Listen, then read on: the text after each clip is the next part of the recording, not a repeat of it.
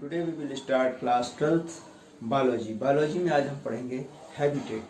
किस प्रकार का हैबिटेट होता है। हैबिटेट माने हमारे रहने का स्थान, किस तरह हम लोग रहते हैं, सांस लेते हैं, खाना खाते हैं, भोजन करते हैं, किस तरह से आता है। तो ये सारी चीज़ें हैबिटेट के अंतर्गत आती हैं। अब आती है सबसे पहले किस प्रकार का हैबिटेट आता है। सबसे पहले देखते हैं यहाँ पर कि क्लास 12th में land, water and air as habitat किस प्रकार का हैबिटेट होता है। तो the part of the earth where life exist is called biosphere. Biosphere उसे कहते हैं जहाँ पर जीवन की प्राप्ति हो। जीवन किस प्रकार का होता है, जैसे चींटी से लेके हाथी तक के जितने सारे जीव होते हैं ये पूरे बायोस्फीयर में होते हैं। तो यह जमीन के कुछ नीचे भी होते हैं, कुछ जो है आसमान में भी होते हैं। तो इस तरह से ये बायोस्फीयर कहलाता है। तो इस बायोस्फीयर में जहाँ पर तक जीव पाए जाएंगे उसे बायोस्फीयर बोलेंगे। The biosphere consist of the major types of habitat.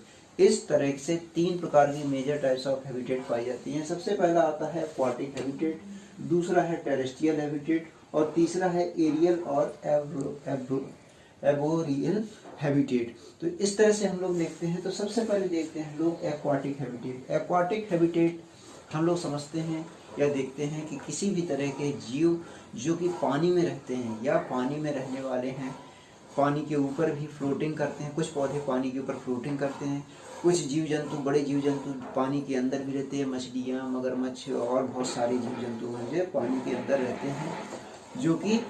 तो इस तरह से इन ऐसे जीव जंतुओं को, ऐसे पेड़ पौधों को हम लोग एक्वाटिक एनिमल और एक्वाटिक प्लांट कहते हैं। कुछ एक्वाटिक प्लांट के उदाहरण यहाँ दिए गए हैं। यहाँ पर जिस तरह से लैमिना, पेस्टिया, सल्विनिया, वुल्फिया और तो ये इस प्रकार के पौधे होते हैं जिन्हें बहुत ज़्यादा पानी में ही ये जन्म लेते हैं और पानी में ही इनका निवास स्थान रहता है। तो इस तरह के पेड़ पौधों को कहते हैं कि ये पौधे एक्वाटिक पौधे कहलाते हैं।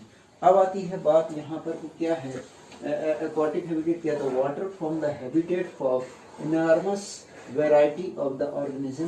Their organism is called aquatic organism. Aquatic habitat may be a fresh water or marine water. मतलब चाहे फ्रेश वाटर में हो या समुद्री पानी में हो। The fresh water habitat include lactic and lotic habitat. The lactic habitat persons to the variation to the slow moving still on standing water such as like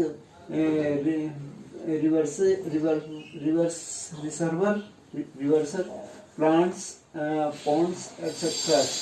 Wherever the lotic habitat to swim, moving or running water such as spring, stream and rivers. जहाँ पर पानी के जलाशय होते हैं, पानी river में, Pond's में या पोखर तालाब में, इन सभी जगह पर छोटे जीव से लेकर माइक्रो ऑर्गेनिज्म से लेकर के बड़े जीव जंतु तक यहाँ पर पाए जाते हैं। तो इस तरह यहाँ देख सकते हैं कि ये सारे जितने भी जगह पानी पाए जाते हैं यहाँ पर सब जगह प्लांट्स, पानी वाले प्लांट्स भी होंगे और पानी वाले जीव भी होंगे, माइक्रो ऑर्गेनिज्म भी होंगे।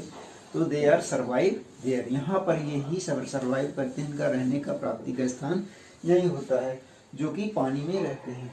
अब आती है बात कि समुद्री पानी में वो खारा जल रहता है और ये जो फ्रेश वाटर रहता है ये इसमें खारा जल नहीं रहता है। यह विशेष रूप से कारगर होता है। दूसरा आता है we are also called hydrophytes plant. इन्हें हाइड्रोफाइट प्लांट कहते हैं जो पानी में उगते हैं, जैसे लैमिना, पेस्टिया, साल्विया, वोल्फिया मैंने आपको पहले बताया है।